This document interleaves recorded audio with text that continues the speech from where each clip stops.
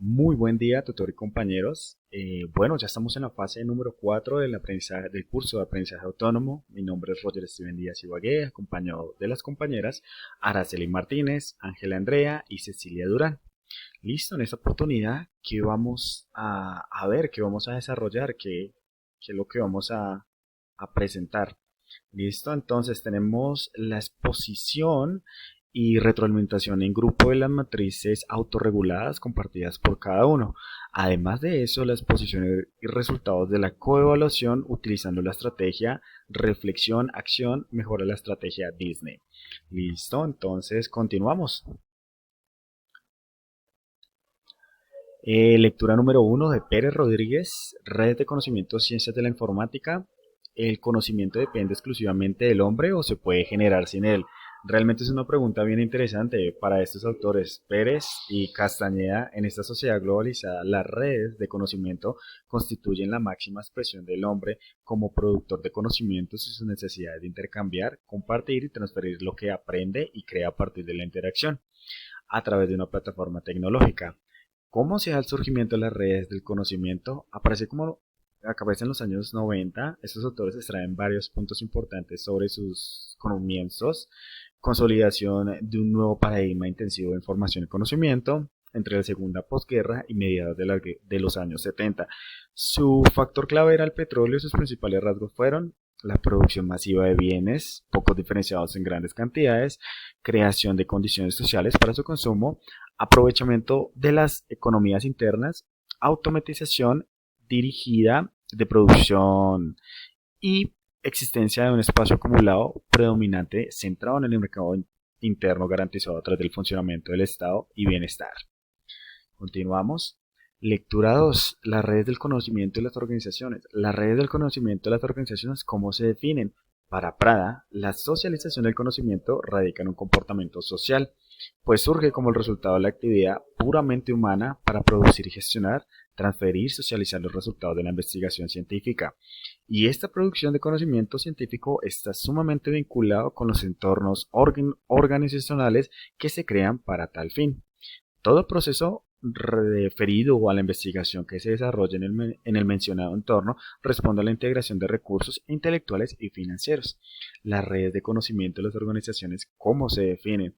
Para Prada, la socialización del conocimiento radica en un comportamiento social, pues surge como el resultado de las actividades puramente humanas para producir, gestionar, transferir y socializar los resultados de la investigación científica.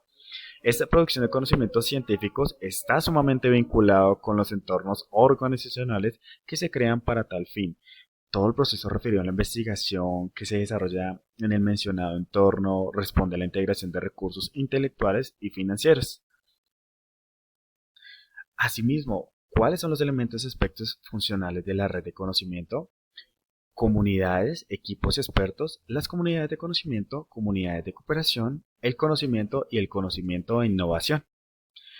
Lectura número 3 de Cárcel. Desarrollo de habilidades mediante el aprendizaje autónomo. Para Cárcel Carrasco, que es el aprendizaje autónomo. El aprendizaje autónomo es un proceso donde la propia persona autorregula su aprendizaje y toma conciencia de sus propios procesos cognitivos y socioafectivos.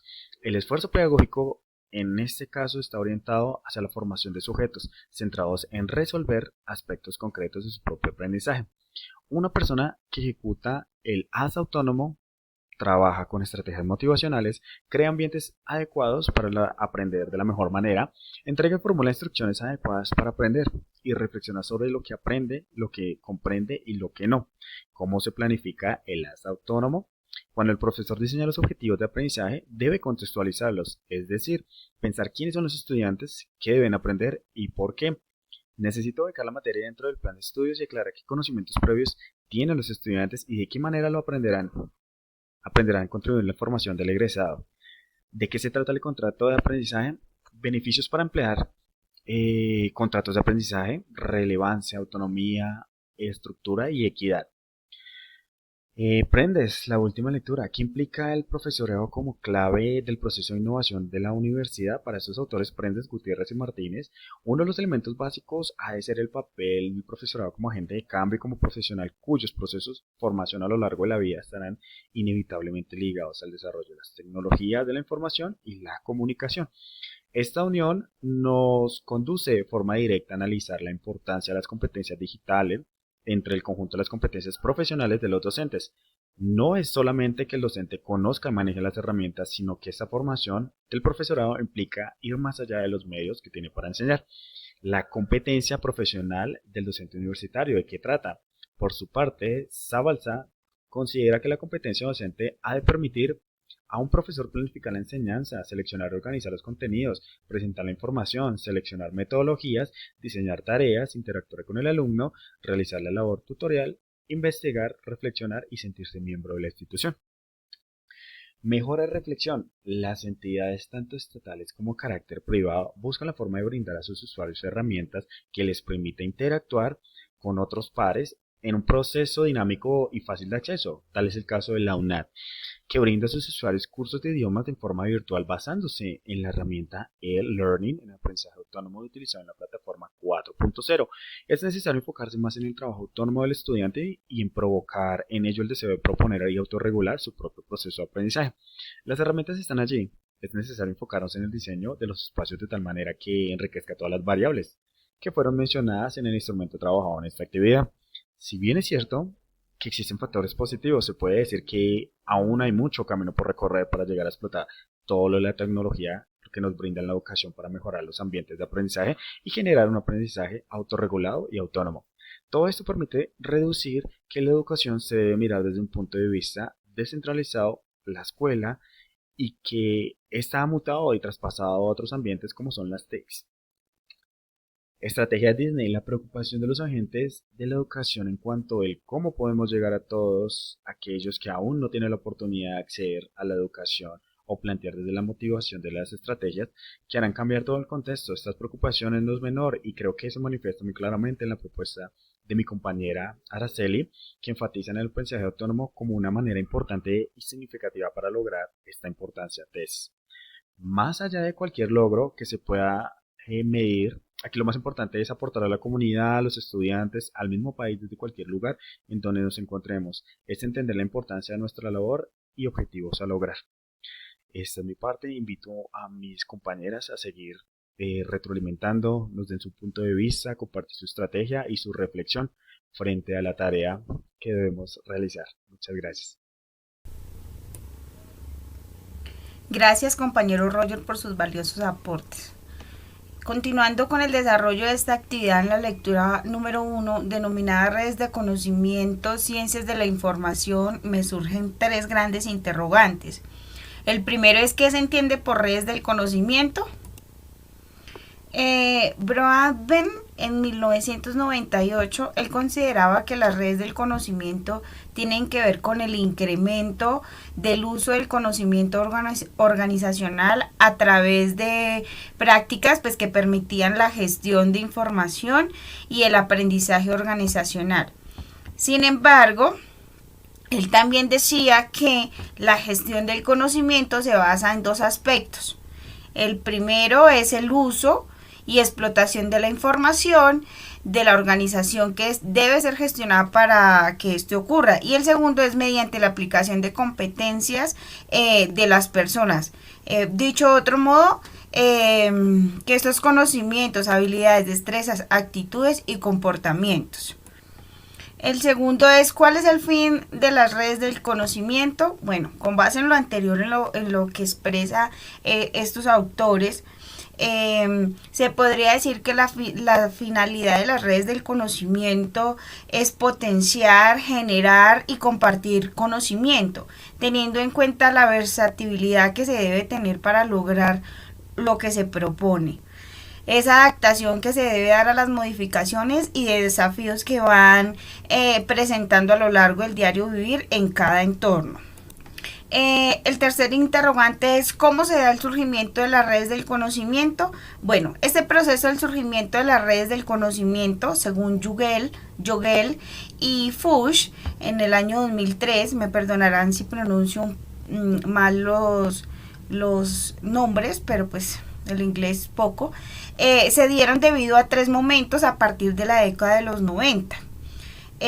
¿Cuáles fueron? La primera fue la consolidación de un nuevo paradigma intensivo en la información y el conocimiento. El segundo momento fue la importancia que toma la discusión sobre la competitividad de personas que trabajan en grupo, en oposición a la competitividad de aquellas que actúan de manera individual. Y el tercer momento es la ruptura del modelo lineal de innovación. En la lectura 2, las redes del conocimiento y organizaciones, denominada de esta manera, me surge un gran interrogante y es ¿cómo surgen las redes del conocimiento? Bueno, pues las redes del conocimiento surgen a través de los tiempos, pues por la necesidad que tenían las personas para intercambiar y socializar lo que aprende y lo que crea, a partir de la interacción social dentro de una plataforma tecnológica y un contexto determinado. Por otra parte, pues en el año 2005, Rogero expresaba que las redes de conocimiento surgen como el resultado de la actividad puramente humana, pues para producir, gestionar y transferir y también socializar los resultados de la investigación científica, y esta producción de conocimiento científico está sumamente vinculado con los entornos organizacionales que se crean para tal fin. Bueno, las redes de conocimiento surgen también a través de los tiempos, pues por esta necesidad. El tercer interrogante es ¿cuáles son los elementos relevantes que permitirían ¿cuáles son los elementos relevantes que permitirían instaurar una red de conocimiento? Estos elementos son los siguientes. Como primer medida, pues las comunidades, equipos y expertos. Estos tres componentes, según Honeycutt en el año 2001, lo convierten en resultados, ya que añaden un valor de comportamiento de conocimiento. El segundo elemento son las comunidades de cooperación. Son definidas como comunidades de aprendizaje que operan en un entorno virtual. De los cuales se habla que están compuestas por individuos o instituciones conectadas a través de la red que tienen como punto de convergencia un determinado o un interés o una inquietud de aprendizaje. A estas comunidades se les denomina como virtuales, y ya que los miembros de estas no comparten un espacio físico. Por el contrario, solo comparten espacios pues virtuales creados mediante las TICs, tecnologías de la información y la comunicación.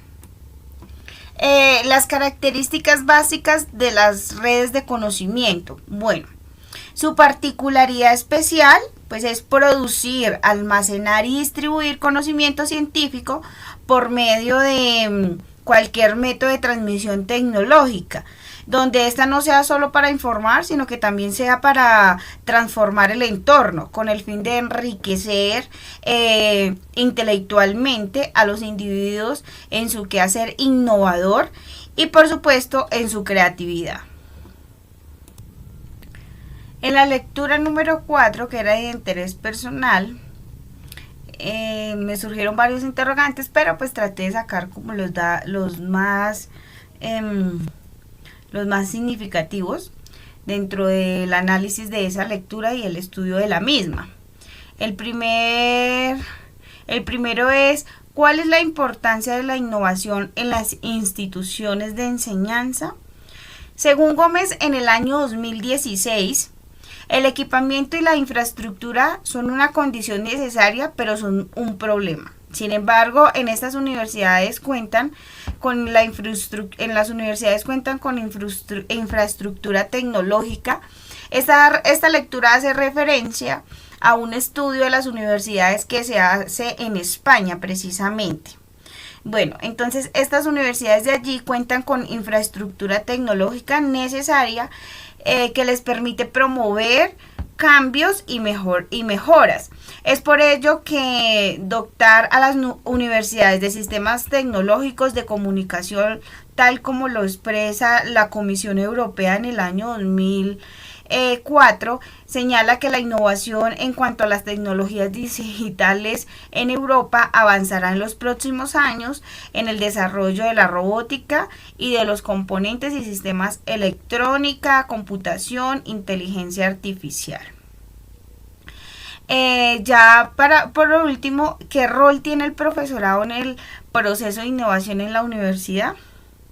Bueno, partamos desde la siguiente concepción, y es que las tecnologías de la información y comunicación, las TICs, están encargadas de un papel muy importante como los medios de aprendizaje y recursos de enseñanza. Sin lugar a duda, el rol del profesorado como agentes de cambio y como profesionales, cuyo proceso de información a lo largo del camino estarán inevitablemente sujetos al desarrollo pues de estas tecnologías de la información y la comunicación, ¿sí? El profesorado universitario asume un gran reto en la actualidad, ya que su rol está cambiando. Se convierten en mediadores, diseñadores de entornos de aprendizaje y propiciadores del aprendizaje autónomo de los alumnos. Para lo que se les exige a estos profesores, a estos docentes, competencias pedagógicas, manejo de técnicas y de recursos educativos. Ya para terminar con mi pequeña intervención, frente a la estrategia Disney, bueno, la propuesta planteada, la que se planteó en el plan de acción de mejora, permite reconocer la importancia que tienen las TIC en la actualidad, ya que estas han transformado a nivel político, económico y cultural, y pues también educativo, estableciendo una nueva cultura como lo es la cultura digital. Las TIC, las tecnologías de la información y la comunicación, generan transformaciones en el proceso de enseñanza y aprendizaje. Como consecuencia, estos cambios se pueden visualizar en los entornos tradicionales de educación formal y en aparición de ambientes total o parcialmente pues virtuales, como es el caso de los cursos obligatorios ofertados en la UNAD en las diferentes carreras universitarias que se ofrecen, ¿sí? Que se ofertan. La UNAD, Universidad Nacional Abierta de Distancia, brinda a sus usuarios cursos de idiomas en forma virtual basándose en la e-learning, en el aprendizaje autónomo, y utiliza pues una plataforma 4.0. Es necesario enfocarse más en el trabajo autónomo del estudiante y en provocar en ellos el deseo de proponer y autorregular su propio proceso de aprendizaje. Las herramientas están allí, en esos cursos de inglés, en la plataforma. Es necesario enfocarnos en el diseño de los espacios de tal manera que enriquezca todas las variables que fueron mencionadas en los instrumentos trabajados en este plan de acción de mejora. Yo considero que es allí donde está el gran reto, que los estudiantes se comprometan con su aprendizaje, que se conviertan en agentes transformadores, autónomos de su propio aprendizaje, ya que estos espacios pues están diseñados y estructurados para que el estudiante obtenga los recursos necesarios para fortalecer su conocimiento, pero pues sin embargo se hace necesario que también en estos cursos se les brinde herramientas como espacios de inmersión con docentes nativos de la lengua, ya que le permitiría que los estudiantes se cuestionen frente a su aprendizaje, acercándolos un poco a la realidad de la lengua extranjera. Muchas gracias.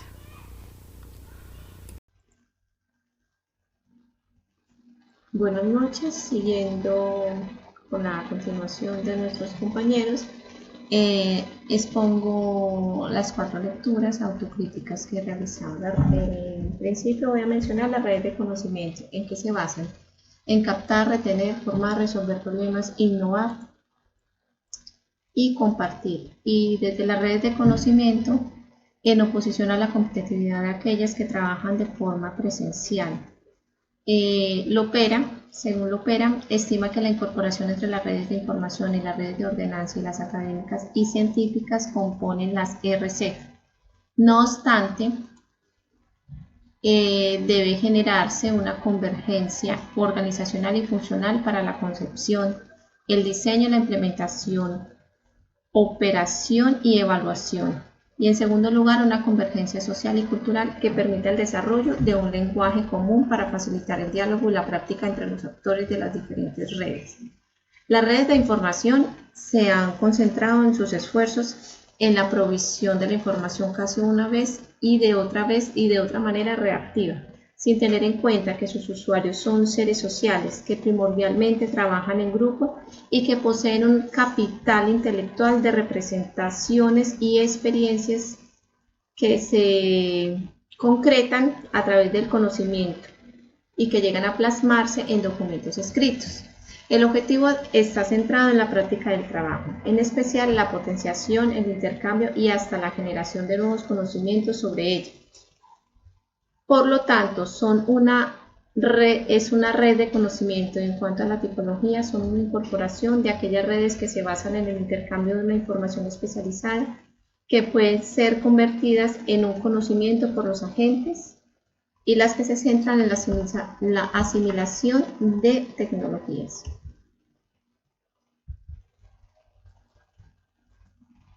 En la segunda lectura tenemos las redes de conocimiento y las organizaciones. Bueno, las redes de conocimiento y las organizaciones se basan principalmente en el entendimiento que reposan en las diferentes empresas humanas creadas para tal objetivo, debido a que éstas son capaces de sistematizar coherentemente las ideas, es decir, dedicarse a recursos, ejercer procedimientos sistematizados y obtener resultados orientados a la innovación, el desarrollo de las actividades en las zonas de la actividad social. Esto responde al carácter institucionalizado y colectivo de la ciencia. No obstante, dichas redes se conocen además del carácter individualizado del autor. También se puede aplicar un papel gremial con el devenir del tiempo que aumenta por medio de la vivencia práctica. Además, el razonamiento que han adquirido estos individuos, estas personas, sea por una formación o por una vivencia que ejercen las ocupaciones y los convenientes potenciales de los recursos e información para ocasionales necesidades de la sociedad de usuarios de la red de entendimiento que se pretende llevar a cabo. Como tercera lectura tenemos la educación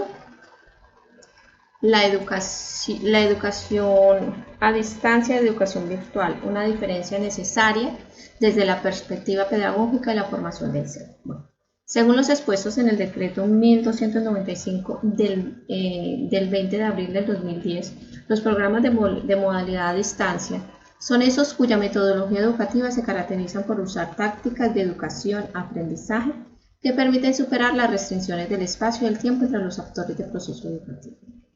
Estos que involucran que haya una formación en el desarrollo del aprendizaje autosuficiente, que haya autonomía y que se pueda comprender el papel del alumno y el profesor, tratándose a la vez de la proyección de vida que le posibilite percibir de forma virtual en su cotidianidad, en su vida cotidiana, lo cual se traduce en aprender a comunicarse en este espacio y hacer trabajos simulados y entrenamiento del mismo para obtener información y capacitación. También se muestra entonces cómo por medio del sistema de crédito la virtualidad es un escenario fundamental, importante y necesario, debido a que se muestra como una participación que se crea un lugar de relación persistente y comunicación, abasto de información y entrenamiento entre las instituciones de enseñanzas, entre el profesor y el alumnado. Los programas de enseñanza presenciales y a distancia que integran la virtualidad como componente inherente que posibilite tener en cuenta a cada persona relacionada con los otros actores del proceso educativo, proporcionando espacios de trueque e información, comunicación y simulación de vivencias propias de la vida diaria. Como cuarta y última lectura tenemos el aprendizaje y las orientaciones para la docencia.